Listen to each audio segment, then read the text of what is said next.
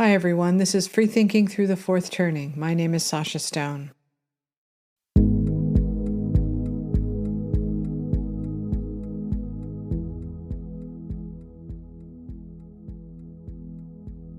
It takes a village to trans a child. An open letter to Hillary Clinton. Dear Hillary, in 1996 you wrote, quote, "The African proverb, it takes a village to raise a child, summed up for me the common sense conclusion that, like it or not, we are living in an interdependent world where what our children hear, see, feel, and learn will affect how they grow up and who they turn out to be." End quote. That's still true, Hillary. But now, you are no longer protecting children. You no longer seem to care what is happening to them at the hands of the left and the Democratic Party. The release of the Cass report, on the heels of the WPATH files, leaves little doubt of what amounts to medical experiments on children with irreversible, long-term damage to their bodies. Here is Helen Joyce laying out the ugly truth. And then finally, the Cass review was commissioned. It was commissioned 4 years ago, or just a bit short of. 2 years ago, it published an interim report, which was already, look, the evidence doesn't look strong. And then the final report came out last week. So what were the highlights? Basically, there is no evidence that puberty blockers help with gender distress in children. There's very little evidence for the use of cross-sex hormones in general. It's obviously true that puberty blockers, which just basically do what they sound like, but they're basically a chemical kosh. It's like going directly into menopause in one day. They just cut off a particular whole set of hormonal interactions in the brain and body. We know that that's going to be bad for you, because it's interrupting an extremely important developmental sprint. It can't be good for you to do that. The question is, how long-term bad is it for you? And the emerging evidence is it is quite long-term bad for you. Your brain and your bones won't recover, really. So that's clear. It's also clear that if you progress from taking puberty blockers early in puberty to take cross-sex hormones, you'll be sterile. You probably won't be able to have an orgasm, and you may never discover what your sexuality is because you won't ever have gone through your natural puberty that tells you who you are as an adult. So all of those things are known. But what Cass said was that the evidence for using it to treat gender distress was neither one way or the other. But if you think of the bad things on one side, like the sterility, disrupting a very important developmental moment, you need something very big on the other side to justify it. You need that it really does treat this really horrific feeling very, very well. And that's gone. So now there's no justification for using puberty blockers. There really isn't, But what I want to know is this. What happened to you, Hillary? Why don't you care? Why doesn't it motivate you and other feminists like Kamala Harris, Nancy Pelosi, and Amy Klobuchar? You've not only scurried off into the shadows, but all of you have been complicit in it. To give you the benefit of the doubt, Hillary, maybe you are just ignorant. Maybe you've been so cut off from normal life that you don't know what is happening in America anymore. This isn't likely to land on MSNBC anytime soon. Like you, they're obsessed with only one person, Donald Trump. But what the Democrats have been doing is far worse than anything Trump could ever do. History will not be kind, Hillary. You might not realize this, but all of you will be to blame when the hammer comes down. I thought you might want to know a little bit more about it, so let me help you. Imagine yourself back in the 1970s, when you first graduated college. Remember that? Remember the young, famous feminist Hillary Rodham? Now imagine she lands in modern day and sees this video on TikTok. You just did it. We did it. You're here and we did it. We did it.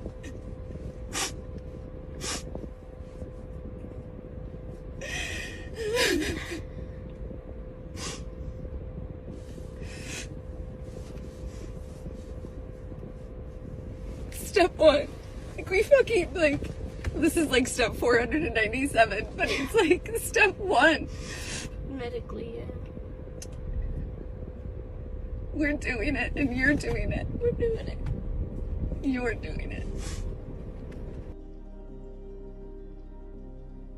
A mother celebrating her daughter's first day of T. In case you didn't know, T stands for testosterone. Why is the mother crying, you ask? Is her child sick? No. Her child believes she was born in the wrong body, and T is going to make her feel like herself again, like a boy. Her mother is very into this identity as the mother of a trans kid. She has a platform on TikTok which shows her child injecting herself with hormones. She wrote this on the celebratory day of her child's journey toward irreversible harm. She wrote, quote, T-Day. The amount of fear, tears, anxiety, sleepless nights, doctor's appointments, therapy, fighting for his rights and equality just for him to live is all worth it. Today was the first time in 2 years that Marshall took a breath. This is who he is. This is my son. This is why I have done everything in me to support him. The strength, bravery, and resilience this young man has demonstrated over the past 2 years is more impressive than any adult I've ever met. End quote. Why does this mother insert herself into the trans journey of her own child? Because it feeds her need for validation. The most oppressed has status, so she, a boring old white female, borrows a little of it, like fairy dust. Here she is telling you she doesn't care what you think of her.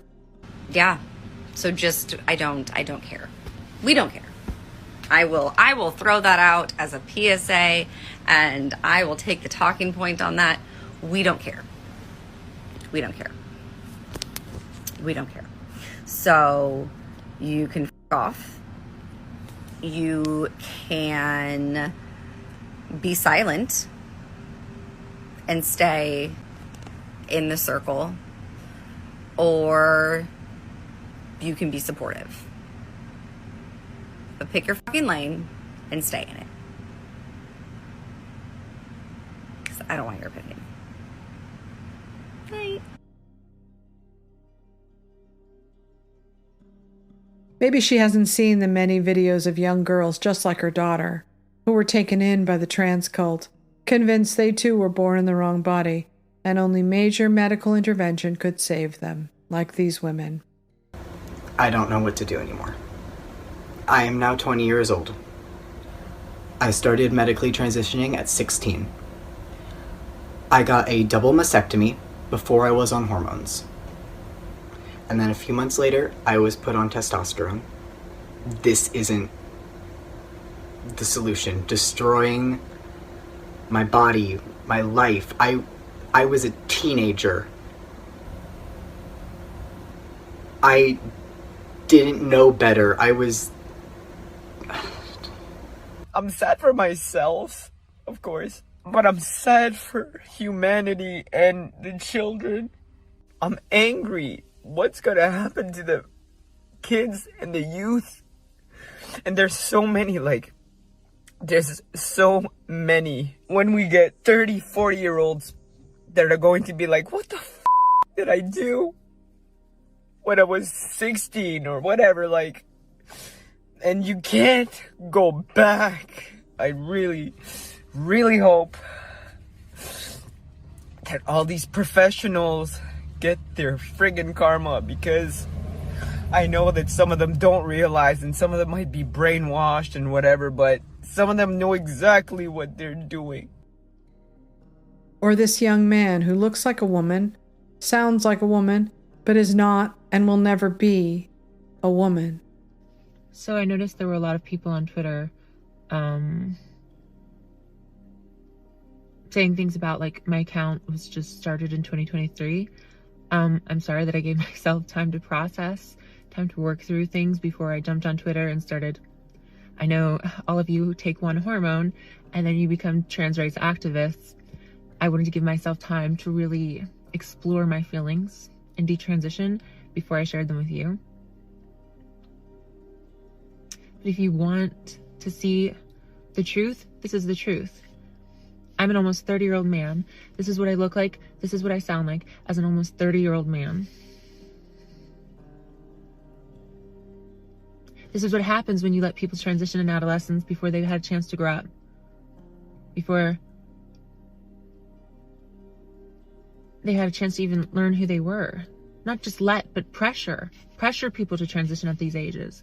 Young, vulnerable people who are already so suggestible.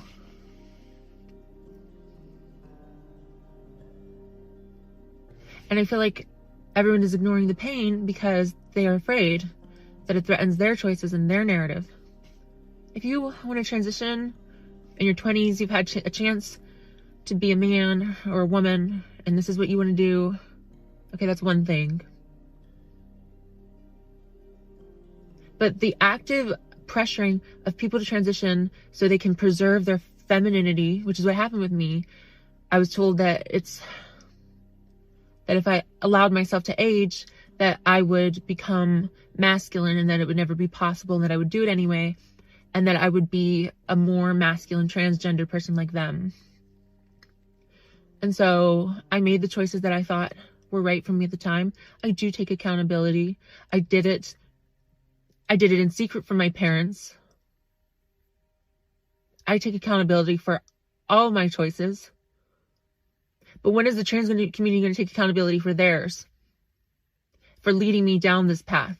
This is the face of an almost 30-year-old man. This is the voice of an almost 30-year-old man. I'm lucky, Hillary, and so are you. There but for the grace of God our daughters go. Mine was in progressive public schools in Los Angeles, and the contagion didn't hit until after she graduated. Back then, only one of her female friends presented as a male. Still, all of them were afflicted with shame because her school had been teaching critical race theory, and because she was white, she was an oppressor, and she had to stand outside the circle to decenter herself. High school is hard enough, but adding skin color into the mix scrambled the brains of young people who were suddenly afflicted with one disorder or another, because by then, Big Pharma had captured an entire generation. They believed there was something wrong with their brains that only drugs could fix. You can see how easy it would be to take the next step with the same therapists and the same doctors, telling them that they were born in the wrong body and only medical intervention could fix them. By the time my daughter graduated college, the boy she had a crush on had fully transitioned to a female, and 2 of her roommates had transitioned to the opposite sex, all popping hormones like candy. That was when I first noticed that this was not normal. It takes a village to trans a child, and a village is what we have on the left. It's everywhere. There is no escape. What chance do they have if the pride flag flies for an entire month alongside the United States flag, if they are being told that they might not be a boy or a girl, but that they might be broken? And always there are therapists and teachers, even parents, who think it's their job to elevate their child to this new sacred status of most oppressed. Here is a video asking why there are so many trans kids of celebrities.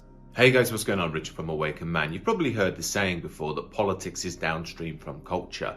Essentially what that means is what our cultural output centers around is what dictates the public conversation. So it's kind of odd that there are so many trans kids belonging to Hollywood celebrities. Now, just to be clear, I can sympathize with anybody who's going through this confusion about their gender, but in Hollywood, it's so overrepresented, it just doesn't add up. But I was watching a video the other day that stated quite how many Hollywood celebrities have a trans child. To name just a few, you got Jamie Lee Curtis, Sigourney Weaver, Ben Affleck, Angelina Jolie, Brad Pitt, Jennifer Lopez, Dwayne Wade, Sade, Warren Beatty, Charlize Theron, and David Tennant. And it gets even weirder when you look at someone like Megan Fox. Megan Fox has 3 boys, and every single one of them is a trans girl. As Jordan Peterson recently pointed out, the odds of having a trans child prior to Hollywood getting obsessed with transgender issues was 1 in 3,000.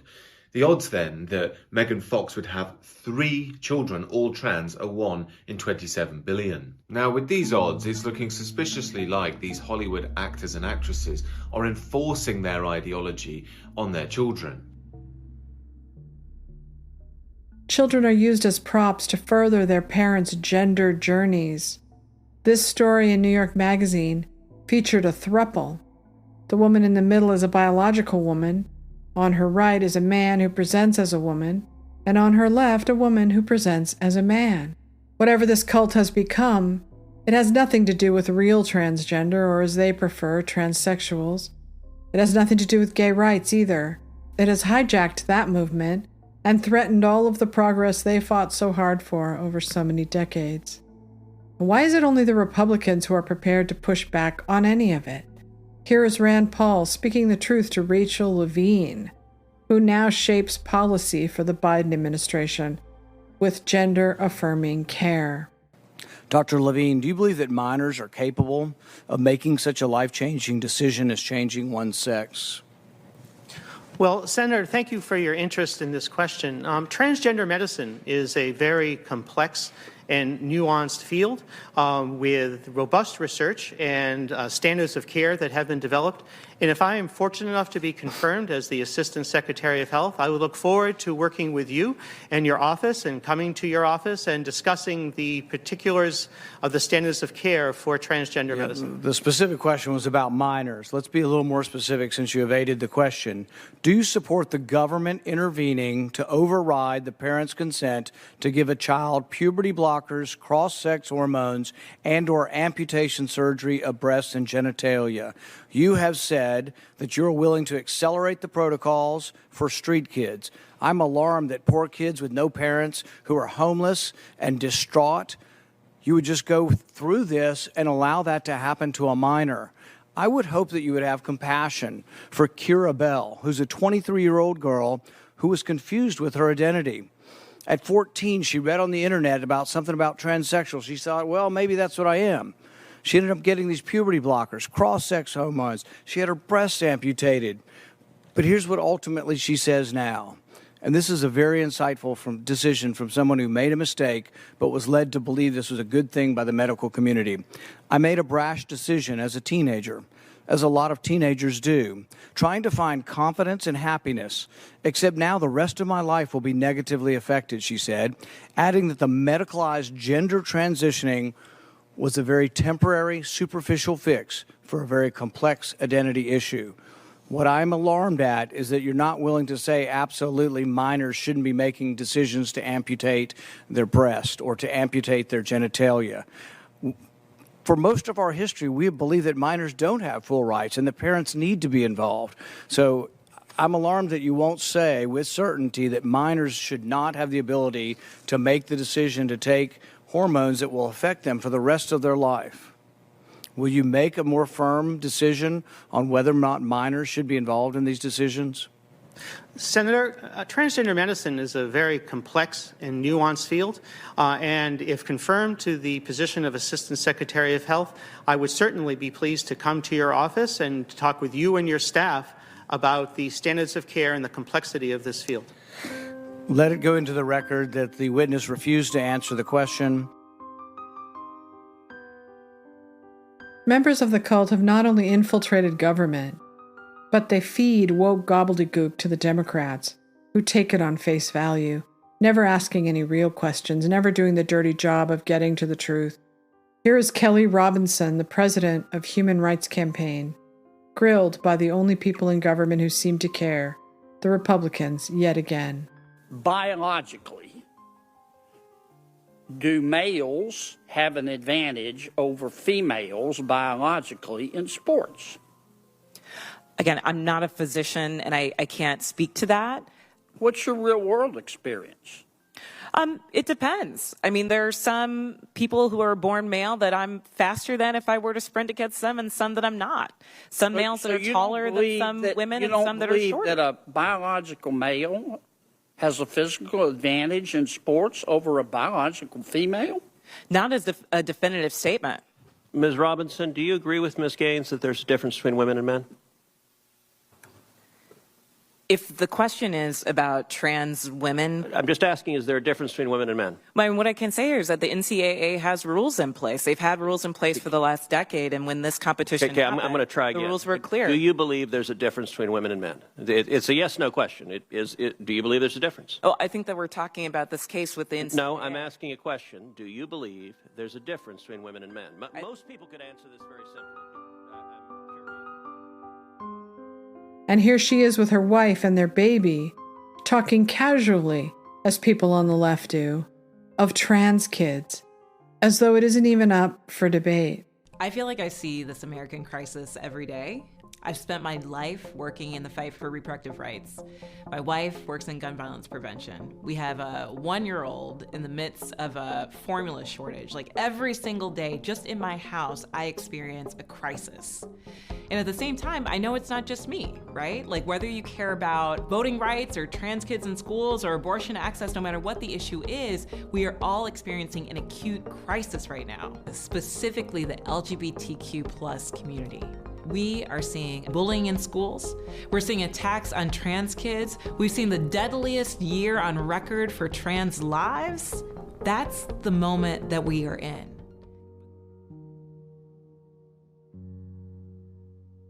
It's one thing for adults to participate in this insanity, but too many children are being dragged into it with absolutely no government oversight. The activists are simply too powerful. They have cowed all of our politicians and our institutions. They've even cowed you, Hillary. When I fought so hard for you to become the President of the United States, I saw you as brave, strong, and resilient. But you aren't any of those things. You're cowardly, weak, and easily controlled, just like every other female Democrat in government. All we get from Queen Hillary is the same thing we've been getting for Democrats for 4 years.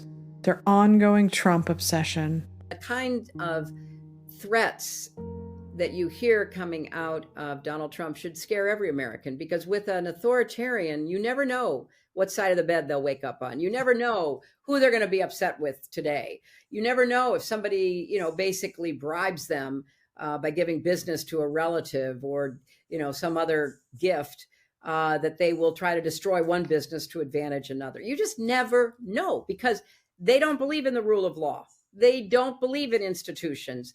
And therefore, if you give them a chance to be more unfettered than he was in his first term, when he was trying to figure out what he could do, and he had actually some people around who were restraining him, that is all going to be gone. If he ever gets back near the White House again, it will be like having a dictator. And I don't say that lightly, but go back and read Project 2025. They're going to fire everybody. Oh, the person in, the government who knows about what may be the next pandemic, get rid of him. He didn't vote for me, or I don't, like the way he looks. I mean, just think about the chaos and the instability that we got through with COVID, although it cost hundreds of thousands more lives than it should have, because he was such an inept leader when we needed somebody to really grab hold and guide us through this unprecedented global pandemic. You want us all to be scared about Trump, to vote for old Joe, to keep this corrupt, decrepit political party in power while women and children twist in the wind at the hands of a cult? Not on your life, sweetheart. The problem, Hillary, is that you have all bungled things so badly, it will take decades to dig us out of this mess.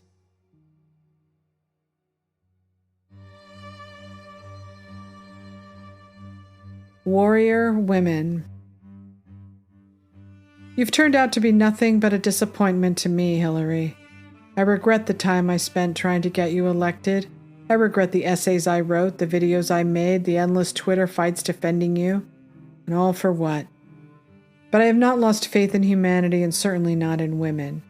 We have an army out there right now fighting on the front lines. Here is Chloe Cole, who has been working tirelessly to push for recognition and change. I bet you don't even know who she is, do you, Hillary? She too will never make it onto MSNBC anytime soon. My name is Chloe Cole, and I am a detransitioner. Another way to put that would be, I used to believe that I was born in the wrong body, and the adults in my life whom I trusted affirmed my belief, and this caused me lifelong, irreversible harm. I speak to you today as a victim of one of the biggest medical scandals in the history of the United States of America. I speak to you in the hope that you will have the courage to bring the scandal to an end and ensure that other vulnerable teenagers, children, and young adults don't go through what I went through. At the age of 12, I began to experience what my medical team would later diagnose as gender dysphoria. I was well into an early puberty, and I was very uncomfortable with the changes that were happening to my body. I was intimidated by male attention, and when I told my parents that I felt like a boy, in retrospect, all I meant was that I hated puberty, that I wanted this newfound sexual attention to go away, that I looked up to my brothers a little bit more than I did to my sisters. I came out as transgender in a letter I sent on the dining room table. My parents were immediately concerned. They felt like they needed to get outside help from medical professionals, but this proved to be a mistake. It immediately set our entire family down a path of ideologically motivated deceit and coercion. The gender specialist I was taken to see told my parents that I needed to be put on puberty-blocking drugs right away. They asked my parents a simple question: would you rather have a dead daughter or a living transgender son? The choice was enough for my parents to let their guard down, and in retrospect, I can't blame them. This was the moment that we all became victims of so-called gender-affirming care. I was fast-tracked onto puberty blockers and then testosterone. The resulting menopausal-like hot flashes made focusing on school impossible. I still get joint pains and weird pops in my back, but they were far worse when I was on the blockers. A month later, when I was 13, I had my first testosterone injection. It's caused permanent changes to my body. My voice will forever be deeper, my jawline sharper, my nose longer, my bone structure permanently masculinized, my Adam's apple more prominent, my fertility unknown. I look in the mirror sometimes and I feel like a monster. I had a double mastectomy at 15. They tested my amputated breast for cancer. And I was cancer-free, of course. I was perfectly healthy. There was nothing wrong with my still developing body or my breasts, other than that, as an insecure teenage girl, I felt awkward about it. After my breasts were taken away from me, the tissue was incinerated. Before I was able to legally drive, I had a huge part of my future womanhood taken from me. Here is brave whistleblower Jamie Reed, sacrificing everything to come forward and confess the horrors of what happens to children in gender clinics. I think it's well known in medicine that adolescent girls are just more open and more susceptible to many different kinds of social contagions. That has to do with a lot of ways that girls are socialized, but also the way that girls interact in kind of group settings and pick up things and show empathy with those in their group setting, oftentimes by taking on attributes in those group settings. So I didn't just see that these kids were picking up gender as a social contagion. We have a lot of issues right now in my country with adolescents who are experiencing tic disorders. They think they have Tourette's. There's been a recent wave of young people believing that they have. Here is the brilliant Corinna Cohn calling out one of the trans bullies on Twitter, hoping for a more sober conversation, which never happened, of course. Hello, Will Stansel. My name is Corinna Cohn. I am 48 years old. When I was a teenager, I had sex reassignment surgery so that I could try to live in the world as a woman. Over the last several years, I've come to realize that it is impossible to change sex, and that there is a growing gender ideology movement that deliberately tries to confuse people about the nature of our biological realities, and that uses coercion and violence in order to make people silent or to stop them from talking about the types of harms that are happening inside of gender medicine or the side effects that have affected ordinary people because of preferences based around gender identity instead of biological sex. Megyn Kelly is using her platform to fight for women and children. In case you wondered what a warrior woman looks like, Hillary, here she is ripping Joe Biden a new one for selling out women with Title IX. And I voted for Donald Trump to prevent things like this, what happened today. And when I saw the news on what Joe Biden just did to women's rights and Title IX and due process for young men on college campuses and free speech, I was horrified. And my second reaction was, at least I don't have this blood on my hands. I'm ashamed of him. I'm disgusted at you, Miguel Cardona. Shame on you. What's happened today as a result of the change in Title IX is that your daughter, or you, if you are a college-age woman, will now have to go into your college bathroom, your college locker room, and be faced with men posing as women, many of whom are only there because they get off on wearing women's clothing. They literally will have erections because they're wearing a dress into the women's locker room. Your kid's going to have to look at it, and there's not a damn thing you can do about it. Nothing. No lawmaker has voted on this. No Congress has passed this. Joe Biden did it with his education secretary. It's an agency regulation. There is no good reason that the Cass report hasn't led to immediate action by our government to halt treatment to save the bodies of children right now. Andrew Sullivan sums it up well in his column, Will Big Trans Be Held to Account? Quote, having conducted many sex reassignments for children, sterilizing them, removing their capacity for orgasm, and rendering them patients for life, these doctors can hardly now admit that they had no solid studies to back them up, but they didn't, and they have no excuse. But they can hardly look in the eyes of parents they emotionally blackmailed into transing their child and concede that, actually, the risk of suicide is very small, and we don't know if transing increases or lowers the chances anyway. It would be so self-incriminating that it would require the end of their medical license. Can you imagine the lawsuits that are coming? Then there's simply the psychological resistance to coming to terms with what you have irreversibly done to children who had no way to meaningfully consent. I think of Jack Turbin, a gay doctor complicit in the assault on an overwhelmingly gay population of children, a gleeful advocate of transing children, and someone who hasn't even addressed the Cass report's findings. These are palpable betrayals of the Hippocratic Oath, a violation of basic medical ethics. But then there were lobotomists who went to their grave still claiming they were right. End quote.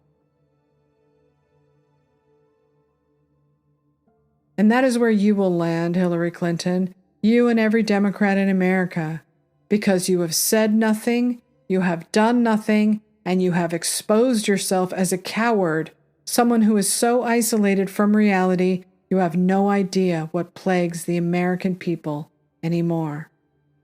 No, you are not the president. What's the difference when all of you are in lockstep because you've tasted power for the first time since the Civil War and you don't want to give it up? Power is one thing, scandal is another. I hope you are ready when the dam breaks. The feminist lie. I was never really a feminist, Hillary. I might as well admit it. I was too boy crazy in the 80s, and being a feminist meant being unattractive. But if you were on the left when everything started to change, the era Yuri Berliner talks about when NPR started to change, I was caught up in it too. Call it the social justice movement, critical theory, wokeism, whatever it was. Most of us believed that identity politics was the only thing that mattered. That's when the word feminist came rushing back. Our collective power was in being women. I was born into second-wave feminism, lived through third-wave feminism, whatever that was, and I very much said me too and took my place alongside my fellow Hillary Clinton supporters for fourth-wave feminism. But now it's clear that we are in need of yet another wave, a fifth wave, to rescue women from the clutches of fanaticism and to save children from the horrors of gender-affirming care. Now it's time to take things back to the beginning and to remember that our most important jobs on the planet are still being protectors of children. Progressivism is an invasive species. It can't stop on its own. It has to be stopped. And so it will be. Maybe it takes a village to trans a child, Hillary. It will take an army of us to destroy that village, but destroy it we will. You can either join us or get the hell out of the way.